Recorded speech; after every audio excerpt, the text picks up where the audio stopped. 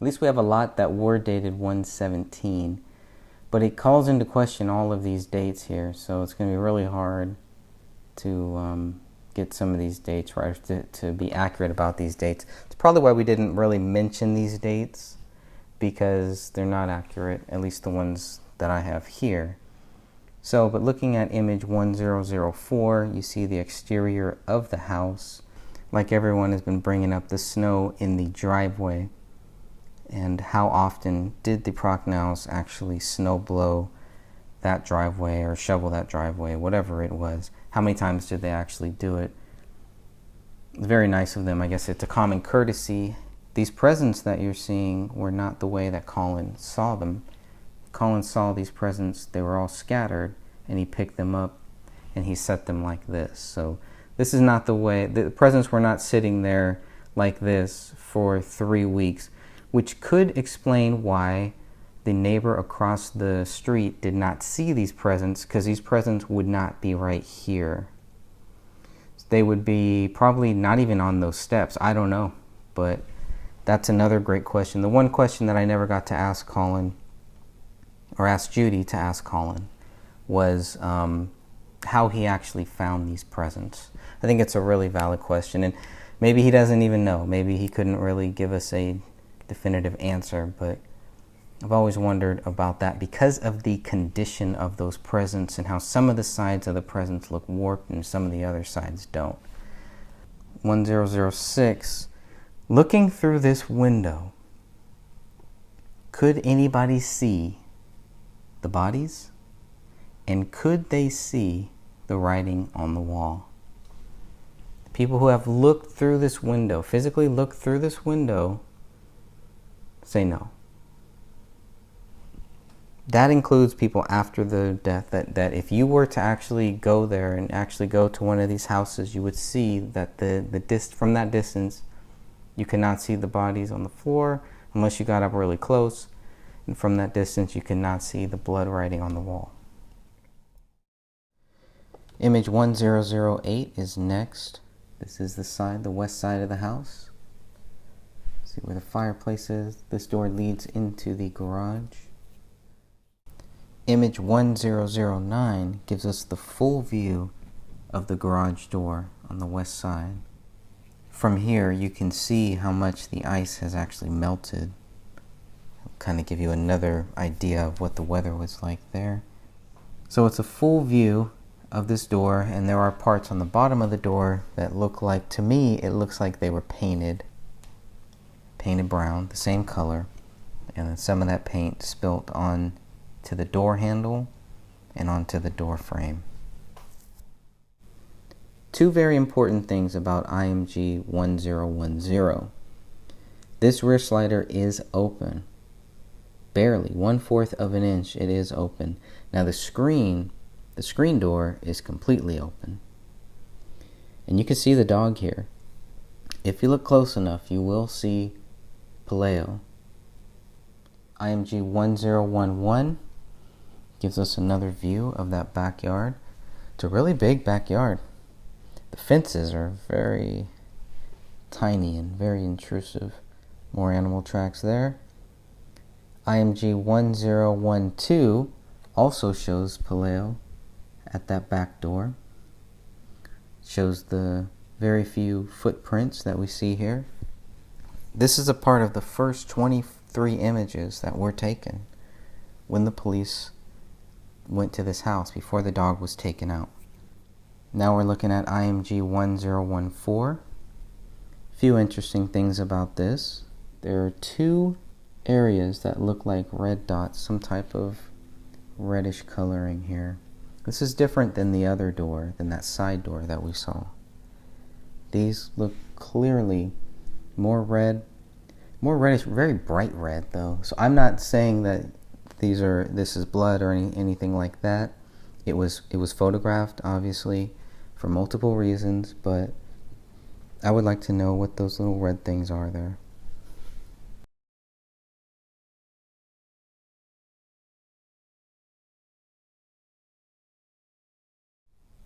IMG 1016 gives us a side of the east side of the house. A little shot of the basement window there. IMG 1017 is another shot of the same side of that house. IMG 1018 is a close-up of that same side. Taking another photo of those windows. No forced entry, no signs of forced entry. But again, you don't need any signs of forced entry with an open door. IMG 1019 is the other window there, still on the east side of the house. You can see the same tracks in there. Alright, IMG 1020. Here again you can see some more tracks. IMG 1021, again you can see the same thing. IMG 22, you can see the top of that door on the west side. You can see the snow, and you can even see, it could be some prints, maybe some fingerprint streaks on that window, or maybe not. Even looks like a cobweb in the corner of the window. So that's the upper portion. And IMG 1023 leads us back to that door, which now does to me just look like brown paint. Aside from that paint there, that door handle looks really nice.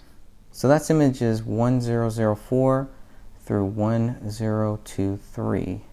It is missing 1007, and that is about it for the images 1004 through 1023.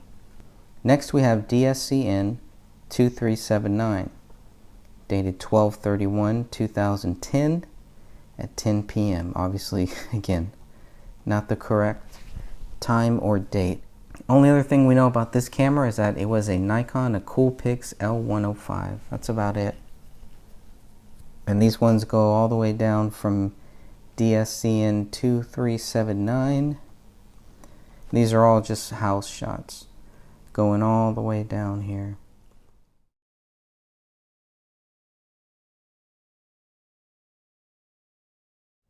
You can see all the different shots. We're going to stop at, let's stop at DSCN 2386. And what we're going to see here is the mailbox. There is a question of, would the mailman or anybody dropping off mail, would they see anything? Would they walk up to the door? And obviously the answer is no. You can see where this mailbox is. So by this mailbox, you can tell the distance from the house, from the Crowley house. You can also tell that other people had to have walked past this every day, except for Sundays. One of the other questions has always been, why is there only one newspaper here when there should be two more? This is a weekly paper, Sun this week. There should be two more. Kind of looks like there's 2 or 3 in 1048 Ramsdale Drive. Maybe somebody, a passerby, somebody walking by, just happened to snatch it from 1051. Not a very nice thing to do, but the point is there are 2 newspapers missing that should be here. Looking at DSCN 2388, and here we begin with the footprints and all of the footprints.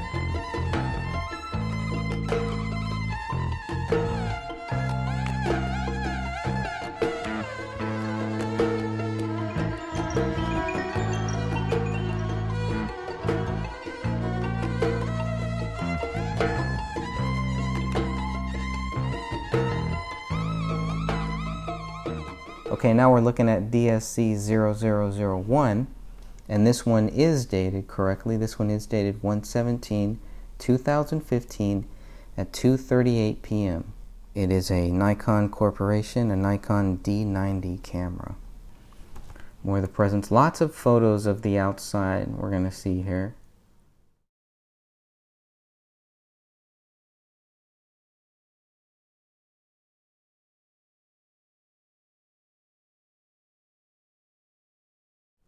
DSC0008. This always made some people think that they were peeking out. Maybe they were kind of watching for something or watching for somebody. But it is interesting that that curtain is open like that. Doesn't have to be suspicious or anything, but it is interesting to note. That's all. Moving on. So we're still looking at the outside, going down the DSCs. Now we're covering the whole other side of the house. We're going to cover the exterior, all of the exterior sides of the house.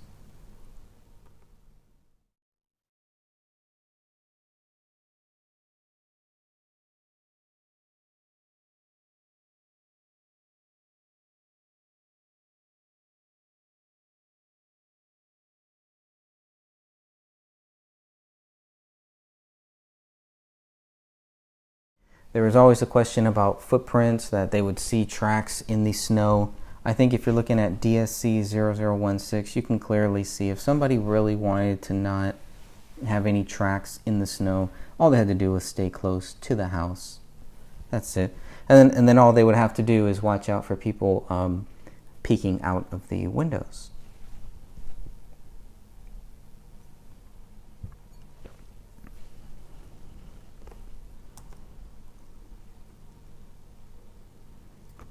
All right, back down. They're looking at all the windows. They're not seeing any windows that attempted to be broken. Another open curtain or strange curtain there, DSC0021. This is DSC0022. And what you will notice is that this door is closed.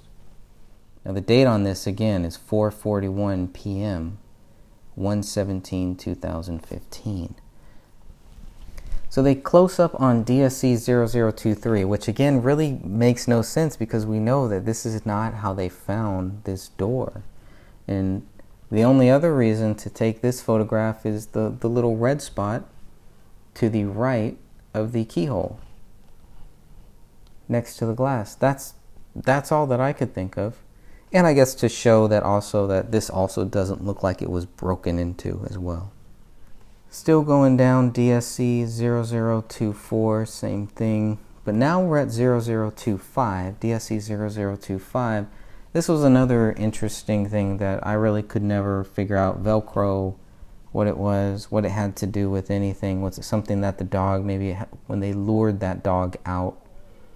Because it seems like that's one of the first things that they did. So I don't know if this is before or after they lured that dog out, but it's an interesting piece of information here. And you get a pretty good solid footprint there on DSC0025, but obviously we know that those are more fresh than anything. These are not old footprints here.